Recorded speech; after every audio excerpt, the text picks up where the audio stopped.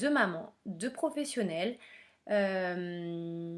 sur différents points. Donc d'abord, je vais attendre un petit peu pour voir si vous vous connectez parce que je n'avais pas prévenu. Donc je vais regarder si ça a bien démarré parce qu'en fait, je l'ai déjà fait une fois, mais ça n'a pas marché. Les aléas du direct. Donc du coup, je veux juste voir s'il y a un message ou si ça apparaît quelque part. Et puis sinon, je commencerai. Je ne vois rien, mais je pense que c'est bon. Bon, je verrai bien de toute façon si vous vous connectez et s'il y a des réactions. Donc voilà, ça marche, c'est génial. Donc je sais que vous pourrez voir le live, pas comme tout à l'heure. En fait, hier, une page que je suis de quelqu'un que j'apprécie énormément et qui est hyper tolérante a réagi à un article sur l'éducation bienveillante. Comme quoi l'éducation bienveillante, enfin qui était contre l'éducation bienveillante par exemple, etc. Et en fait, ce qui moi m'a interpellée quand je suis devenue maman et m'a profondément blessée, m'a profondément fait mal, c'était les jugements qu'on pouvait avoir entre parents. Ça me paraissait incroyable. C'était quelque chose d'incompréhensible pour moi parce qu'en fait, je pense que tous les parents ont un point commun. Tous, on veut le meilleur pour nos enfants. Tous, on fait au mieux. Tous, on fait avec les informations qu'on a, l'histoire qu'on a. Euh, tous, on essaye de faire au mieux en fait, tout simplement. Et du coup, quand il y a des jugements, je comprends pas parce que je pense pas qu'il y ait un parent qui soit levé le matin en se disant tiens, euh, tiens, qu'est-ce que je vais pouvoir faire pour faire du mal à mon enfant aujourd'hui? Non, je pense que quand on décide de faire du cododo ou de faire un allaitement long ou de donner une fessée ou de le parent qui le fait, il le fait parce qu'il pense que c'est le mieux à ce moment-là ou parce que c'est la seule chose qu'il peut faire à ce moment-là. Et moi, je suis personne pour le juger, je connais pas sa vie, je connais pas ses parents, je connais pas, je veux dire, je connais pas, je suis personne pour le juger en fait. J'ai quoi? Je connais 1% de sa vie et sur un réseau social, je vais l'agresser, l'insulter. Je me souviens sur un groupe, au tout début, je m'étais mis sur un groupe bio parce qu'effectivement, j'avais envie de faire du bio. Après, je me suis rendu compte que c'était très compliqué. Et puis, en fait, ben, si on rentre dans les extrêmes, le vrai bio, c'est que celui de ton jardin. Je n'ai pas de jardin. Et c'est vrai qu'en fait, ce qui m'avait interpellée, c'est sur un groupe, j'avais dit que j'utilisais Velleda, la crème Velleda pour les fesses de mon fils. Et alors, limite, j'étais une terroriste parce que c'était pas suffisamment bio, parce qu'il y avait je sais plus quoi dans la crème qui était pas bien. Il y a un moment, si je le fais, c'est parce que je pense que c'est ce qu'il y a de mieux pour lui. C'est pas pour l'embêter. Et du coup, je voulais réagir à ça parce que du coup, dans l'éducation, j'ai l'impression qu'on est dans une phase entre parents où d'un coup, c'est donc comme il y a l'éducation bienveillante, ça veut dire qu'il y a la malveillante. Comme il y a l'autoritaire, il y a la non autoritaire. Non, c'est pas ça. Et je pense qu'il faut vraiment changer nos conceptions parce qu'en fait, c'est comme en psychologie. Quand on a créé la psychologie positive, que je sache, on n'a pas créé une psychologie négative. En tous les cas, moi, j'ai jamais vu de psychologie négative. Bah, pour l'éducation, il y a l'éducation. Tous les parents, on donne une éducation. Et après, il y a des modalités. Et dans ces modalités, éventuellement, je vais mettre bienveillante, autoritaire, Montessori, je sais pas quoi, gna gna gna gna gna gna, X ou Y, peu importe. Mais la modalité que je vais utiliser, c'est parce que je pense que c'est la meilleure. Et c'est comme tout, chaque chose qu'on va emmener aux extrêmes, les extrêmes, c'est jamais bon. Et c'est connu avec les régimes, etc. C'est-à-dire qu'effectivement, euh, quand j'en parlais avec une amie, elle me disait oui mais j'ai vu des mamans s'oublier et souffrir de faire de l'éducation bienveillante et de plus en pouvoir parce qu'elles en faisaient un dogme, etc. À ce moment-là, on tombe dans les extrêmes. Et les extrêmes, c'est jamais bon. Parce que dans tout dans la vie, c'est jamais bon. Si je suis que ceci ou que cela, on voit bien au niveau des religions. Je veux dire, les extrêmes, c'est pas bon. Donc en fait, moi, si j'avais un conseil à donner à une maman enceinte, par exemple, qui n'a pas d'enfant, le meilleur conseil que je peux lui donner, c'est d'être flexible. C'est-à-dire, ok, j'avais une idée à la base, mais j'accepte que ça peut évoluer en fonction du temps. Pourquoi? Parce qu'en fait, je ne sais pas comment je vais réagir parce que je n'ai jamais expérimenté ce que c'était que d'être maman. Donc tant que je ne sais pas ce que c'est que d'être maman, bah, je ne peux pas deviner. Quand j'étais professionnelle, souvent je demande, avant d'être maman, je disais aux parents, mais comment tu le vis en tant que maman? Qu'est-ce que tu ressens? Qu'est-ce que je peux faire pour mieux vous accompagner? Etc. Et en fait, j'ai vraiment compris ce que c'était le jour où je suis devenue. Tant que j'étais pas mère, je ne savais pas ce que c'était en fait. Donc du coup, euh, il faut faire attention à ce qu'on dit parce que de plus, on ne connaît pas l'histoire de la personne. Est-ce qu'elle a failli perdre son enfant? Est-ce que la grossesse s'est bien passée? Est-ce que l'accouchement s'est bien passé? Est-ce qu'elle a un mari qui fait les choses avec elle à la maison? Est-ce qu'elle a un mari absent? Est-ce qu'elle a un mari qui voyage? Est-ce qu'elle est soutenue par ses parents? Est-ce qu'elle parle? Est-ce qu'elle parle pas? On ne connaît pas la personne en face. Donc on n'a pas tous les éléments pour pouvoir la juger. Ce qu'il faut, c'est la soutenir, c'est l'écouter et la comprendre. Parce qu'il y a un truc qu'il faut bien comprendre. Quoi qu'on fasse, quoi qu'on décide, il y aura toujours quelqu'un pour qui ce sera mal. D'accord?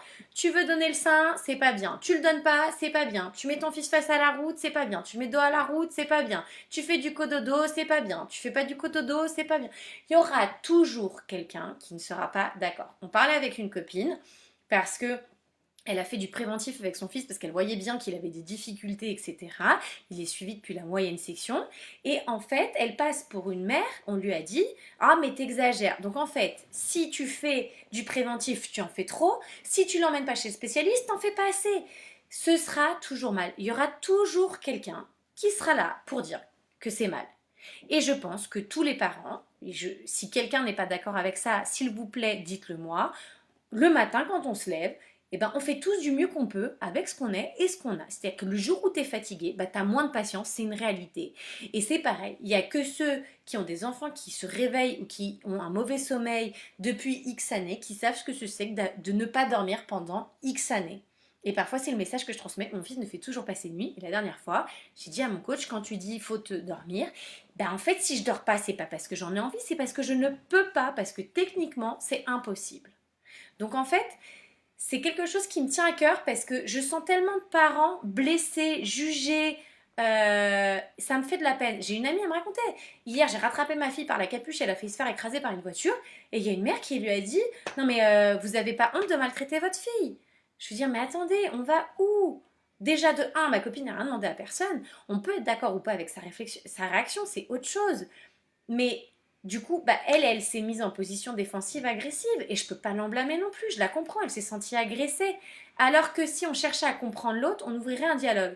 Et je me souviendrai toute ma vie, j'avais la fille d'une amie qui était venue me voir, on parlait parce que je faisais du cododo avec mon fils, elle comprenait pas.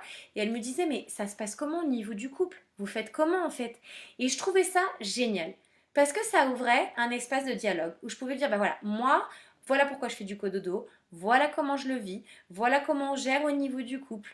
Voilà ce que ça nous apporte. Voilà là où ça peut être plus compliqué, plus difficile. Voilà nos besoins. Mais toi, est-ce que tes besoins, c'est les mêmes? Et en fait, qu'est-ce qui s'est passé? C'est que ses besoins de couple à elle n'étaient pas les mêmes que les miens. Et donc, du coup, quelque chose qui pouvait me convenir, à elle, ne lui convenait pas.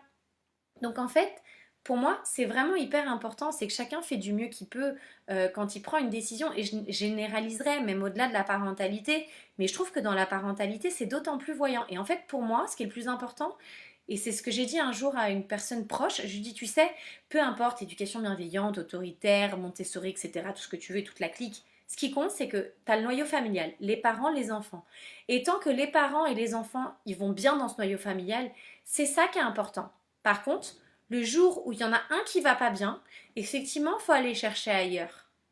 Mais c'est pas, voilà, il faut aller chercher ailleurs. Et dans les parents que je peux accompagner, j'ai 1000 méthodes éducatives différentes devant moi. Et je ne vais pas juger un parent pour en choisir une plutôt qu'une autre. Je me souviens d'un papa, je les ai accompagnés parce qu'ils avaient des soucis avec une de leurs filles.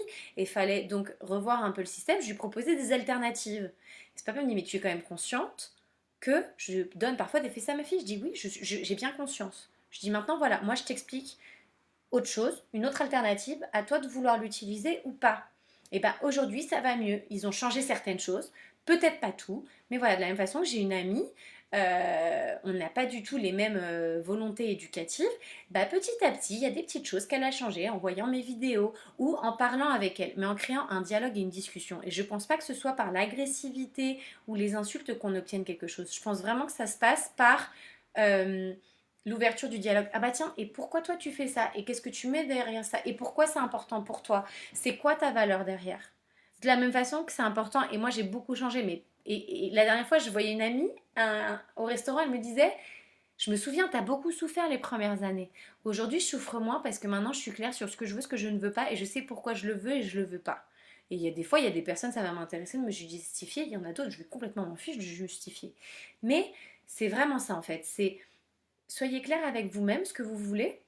acceptez de vous remettre en question, gardez cette flexibilité que je peux recommander aux futures femmes enceintes, c'est-à-dire, ok, demain, j'ai peut-être dit, je vais donner un exemple parce que c'est une anecdote que j'ai toujours aimée, je disais, mon fils, quand je rentre de la maternité, il dormira dans sa chambre, première nuit, tu parles Charles, j'ai fini en cododo pour vous imaginer, je suis passée de, il va dormir dans sa chambre, au cododo, voilà, bah, j'ai changé. Pourquoi?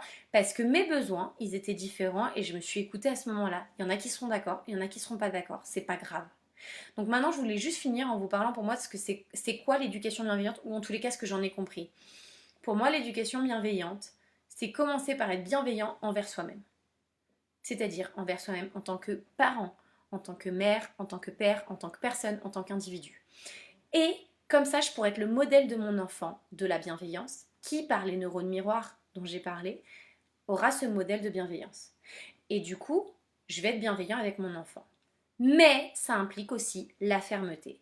Et souvent, moi, je vois un amalgame qui est peut-être justifié. Attention, je ne dis pas qu'il n'y a pas des dérives, où on associe souvent éducation bienveillante à laxisme. Pour moi, c'est deux choses complètement différentes. Le laxisme n'est pas l'éducation bienveillante. Vraiment, c'est deux choses différentes. Pour moi, l'éducation bienveillante, c'est être bienveillant envers soi en premier, être bienveillant envers son enfant, et la fermeté aussi, s'il se met en danger, je ne vais pas le laisser faire. Je vais dire non. Voilà, moi, c'est vraiment ça. Et je vous invite vraiment à réfléchir et j'essaye en tous les cas quand je fais un post ou un article de l'écrire dans le but de ne pas culpabiliser les gens. De la même façon que je considère que ceux qui peuvent juger, insulter ou avoir des réactions virulentes, bah c'est parce qu'on a tapé dans leurs valeurs, c'est que c'est trop important pour eux, c'est que c'est devenu un dogme, je ne sais pas, mais je suis personne pour les juger. Cette réaction-là, elle vient pour une raison. Et s'ils réagissent comme ça, probablement qu'ils n'ont pas d'autre solution. Ils ne savent pas comment réagir autrement. Et j'invite vraiment à ce que du coup, on essaye de changer nos façons de faire et qu'on soit plus à s'intéresser à l'autre. Tiens, et pourquoi tu fais ça? Et du coup, j'ai une amie qui me racontait, parce que du coup ça fait 24 heures que j'en parle avec des amies différentes, et je trouvais ça génial, qui était à dire, bah voilà, je suis sur un groupe que j'aime bien, parce qu'en fait quand on met un post, ben les réponses sont, alors elles s'en rendent pas compte, moi c'est le mot que j'emploie, sont bienveillantes, c'est-à-dire, bah, il y a une maman, moi j'ai 10 trucs et astuces pour endormir mon enfant au potentiel, etc. Et elle les mettait, et puis il y en a une, elle dit, bah moi si je fais ça, c'est, plutôt que de dire, bah moi si je fais ça, c'est mort, ma fille elle dort pas, ah ben moi, je sais comment ça se passe, ça risque de dériver en ça, donc du coup, bah, j'utilise cette méthode-là. Ouais, c'était ta méthode peut marcher, mais pour moi, ça marche pas.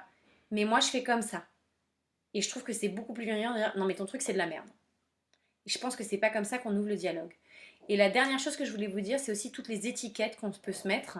C'est pareil, j'ai pas une étiquette éducation bienveillante, j'ai pas une étiquette éducation autoritaire. C'est pas parce que ma maison elle est sale une fois qu'elle est sale tout le temps. C'est pas parce que je crie une fois que je crie tout le temps. C'est pas parce que je suis mal coiffée, la tête à l'envers, parce que j'ai une mauvaise nuit que je suis tout le temps comme ça. Je veux dire, faut arrêter de généraliser et les étiquettes c'est pareil, ça nous enferme dans des choses. C'est pour ça vraiment pour moi, je crois que la conclusion des discussions que j'ai pu avoir avec les différentes personnes, c'est il y a une éducation, on éduque tous, et après on a des modalités différentes. Et il est important qu'on échange sur les modalités qu'on a, parce que si on faisait tous la même chose, ce serait pas drôle.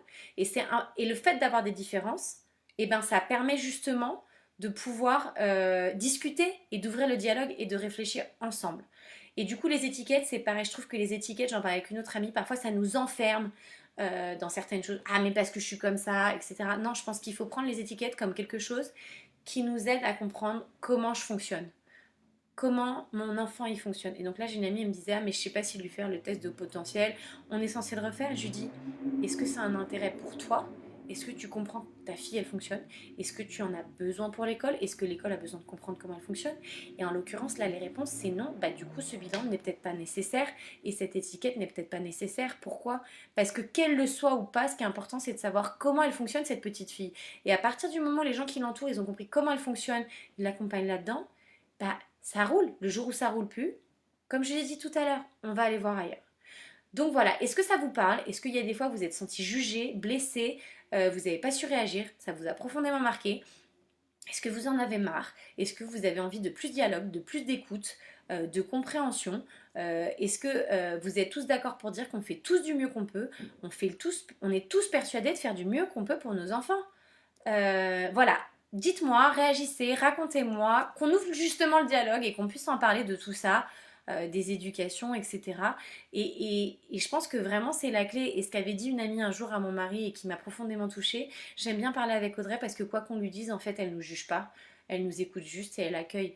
Et moi, Et je pense que c'est vraiment ça, faut juste qu'on s'écoute les uns les autres, et après, on peut amener une conversation, mais toujours dans le respect de l'autre. Pourquoi tu fais ça? C'est quoi tes besoins en fait?